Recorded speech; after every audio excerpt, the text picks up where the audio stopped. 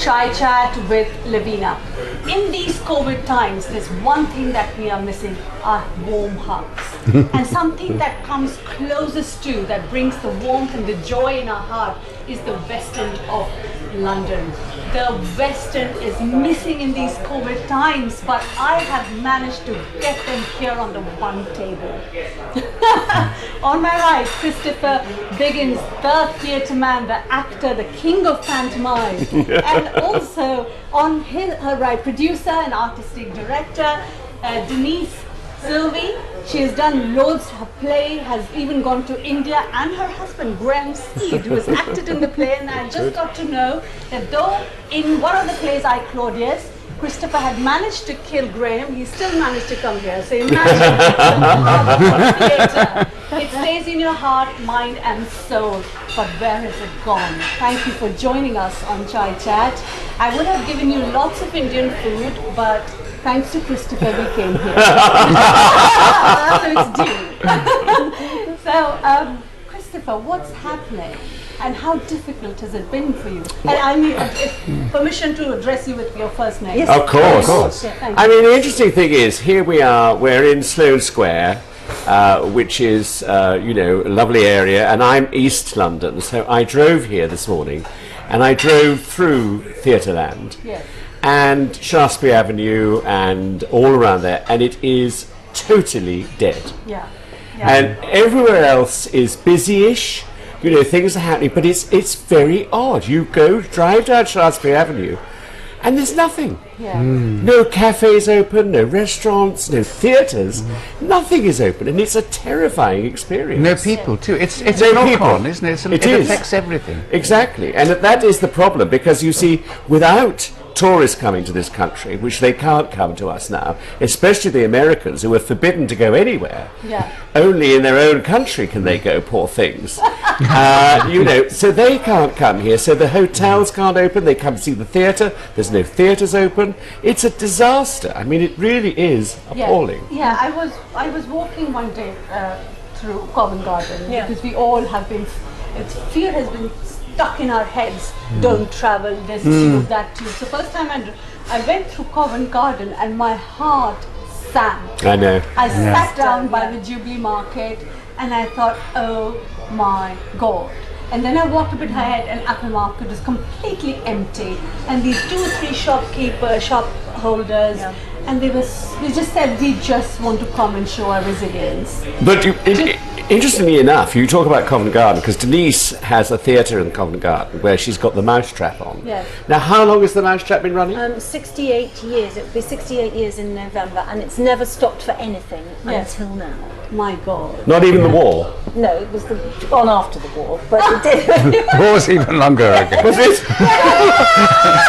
We're no longer 50, Chris. If it helps, Christopher, the GCSEs was Well, it was a long time ago. Not since 1952. Oh, right. I was 4. Oh, we didn't want to know. You thought we were 21. Now we know. But it is awful, because, you know, there you are with a theatre. The theatre closed, because we went past it and it just looked such a sad sight. And I remember going past it when I was in town a couple of weeks ago, and I thought, well, I'll go to my local sandwich shop, and it was completely empty, and they just fell on me and go, oh my God, this is wonderful to see you, you're our first customer today. Yes, but the resilience that some of these shops I felt when I spoke to them are showing by just coming and just showing up, even though they're not doing that sales. How is Western then surviving? Well, all actors are having to do other things with. I mean, 6 months ago, I'd never heard of Zoom. But we do so many play readings on Zoom, and that is strange, isn't it? I can't. Odd. I don't like it because there's a bit of an echo. Yeah. Everyone's sounds slightly different, and you know the vain actors who work out their lighting is a bit better than other people. but we're doing play readings and making contact, and the theatre will come back because we need actors, we need storytelling, but it won't be theatre. It'll be forms of theatre that are done on strange Zoom ways. Just on platforms, people streaming shows on platforms all around the world, and I mean, and that's a whole different ball game again, and that's come straight And out of and lockdown. podcasts are Yeah. thriving at the moment. Yeah. I've done a podcast recently. But I'm sure Chris does has. it pay? Does it No, buy? no, not really. I'm not at the moment. No, I think I feel more concerned and worried about young talent in our I business. agree. Yes. Musicians and actors, and we're only 300 or 400 yards from the Royal Court Theatre here in Sloane Square, which is famous for young writing, and it's so sad. And it's normally full of young people having coffee downstairs Yes. and buying scripts, and what's going to happen to all that? I mean, can they afford to stay in the business? Yes, that's The answer is no. They No. can't. yes, and yeah, that's the answer for. I mean, on the way here this morning on the radio, Simon Callow was on, a great actor, and he's doing his Charles Dickens one-man show, and he's doing it in a cafe. Now, this apparently, you can get round this by, people can go to cafes. Yeah, 30 And- people at a time. Yes, well, like this restaurant in a couple of hours will be full. Yes. Yeah. And they've taken tables out, will be full. But he does his show there, and there's nothing to say he can't do his show there.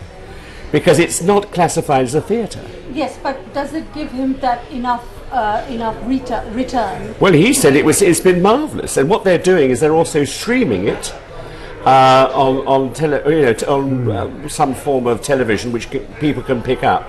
So at least it's a start, and that's I think I agree with Graham. It's not going to be theatre as we know it will not be the same. Do you think it is forever? I think it's for a long For a very time, long time. Yeah. It's shocking, isn't it? It I mean, is. Shocking and absolutely. sad. and I feel sorry for young people coming into our business. It's going to be even worse for them, and we're all oldies. Well, The thing is yes. that we've done our bit. We've had the most wonderful career. We've done marvellous things. We've travelled. We've done theatre. We've done films. We've done television. It's been marvellous. A marvellous career we've all had. Now it's going to change radically for the young people. And all these people who train to be dancers and singers, and we're wonderful in this country in musicals now. We're up there with America. Yes. And they can't work. They can't work, and They can't work. No. I mean, I do want to explore this. What different, how differently we can stream theatre for the people. But before that, do you think the government has thought enough about the or it is just last in the queue? Well, culture? they gave us 1.5 billion, which is quite a lot of money. But has it helped? No, because No. the thing is, what's happened is you have to apply. Yes. Every theatre has to apply to get some money, and then it's dependent on those people who have the money Exactly. of dishing it out. Yes, indeed. And so, yes, some theatres, I think, like the National, I think the Opera House, I think the Coliseum, all those big theatres, it's the smaller theatres which will be harmed. And that's, for instance, your introduction about me being involved in pantomime, is that the pantomime seasons are going to be cancelled this year. And that is a breeding ground for money for all those theatres. And it's that's the theatres exist on that Exactly. for the whole year. And if they don't have that, then that's So they will have nothing for next year. That's why, I mean, theatres are in real danger. I mean, yesterday, the most prolific of commercial theatres in Birmingham, the Hippodrome, announced that they were not doing the pantomime. And that is huge, that's huge, for a them. huge I mean, it's a pantomime. 2,000-seater, and the area goes on for 10. It's the biggest pantomime in the country, apart from London, and it's huge. And that impact is going to be vast. They say they will not do any stage shows until February 2021. I think it'll be longer. I think it'll be than longer that. think it'll too. be longer. I think we all do. We're all Yeah, saying that. exactly. they can stop social distancing. How is it that the producers and the directors are surviving? What is it that you guys are doing?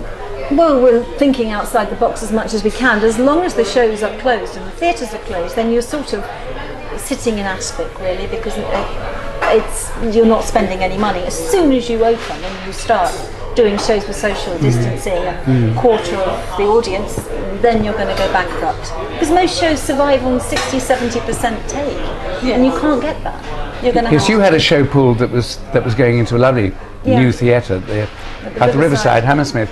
But I mean, even if they say yes, you can do it now with social, I mean, you can't take that risk. You'll lose money. Won't Well, you? to give you an example, Regent's Park Open Air Theatre, one of the great theatres in London, open air, they are opening next week with Jesus Christ Superstar, a concert version, which they've done 2 or 3 years ago in the park. And the theatre holds 1,100 people. They're letting in 385 people per show. So we're going to be all over the place with gaps in between. Now they're doing 1 show a day. It's only an hour and a quarter. There's no interval. People have to wear masks to get in. Oh wow! And it's up to you, I believe, whether you keep the mask on during the show or take it off. Anyway, that's going to be seen to be believed. And then they're sold out, but they won't make any money. They'll just break even. And also, Christopher, especially with somewhere like the Regent's Park Theatre, half the charm is the picnic you bring, the food that's served, and you make a social event of it. I presume there'll be none of that. None of that. None of that. Just, bring your own... Oh, that's not what we... And that is the problem about theatres, I think. People say, well, people can fly in aeroplanes. Why can't we have theatres open? Well, there's so many areas that you have to be wary of. Like there's front of house, there's the auditorium, there's the pit with the orchestra, there's the stage, there's backstage. There's the loo. There's the loos. Yes, the loos are a really big problem. Especially for men. The dressing rooms backstage where you do a musical and the chorus are all sharing. You can't do that. They all share the loos, and you can't do that. There are so many problems which people don't understand, and until those are solved, nothing will happen. Okay, I think we're going to talk about how we can bring all of this back, and if there is any solutions in the minds of people. But before that, what are the alternatives that are being staged? And one is Zoom. Are there any Yes, there are. I mean, you can go into studios and you can actually now film. You can film things that you can then stream on other platforms. It's not the same. See the film. Well, exactly. It's not the same, but it's another form. But the issue has been as well that other shows were streamed that had been pre-recorded before, and they were all done for free. So at the beginning of lockdown, and now people don't particularly want to pay for it, so then they don't pay very much. So you can't really get much return back on that. But it's a start, and there are more and more streaming platforms popping up all over the place. But that's not good for children. It's not helping young people. Talk to me about that. Screens and children. Because the study is happening on the screen. If these things are happening, my daughter was asked to see Tempest because she had to see Tempest on the. And Mummy, come and see Tempest with me. My God! And then you're seeing there, you're reading at the home. Then it's not the same. And then constantly for the son, I'm having to monitor. I hope he's doing his work and not playing Fortnite. So I think it's disaster and nightmare with screens. Yes, but we mustn't get depressed about all this because we have to survive. I mean, it's all doom and gloom, isn't it? Let's not get depressed. Let's go to the next. It's the new normal. It's the new normal. But I'm tired of the new normal already. So much.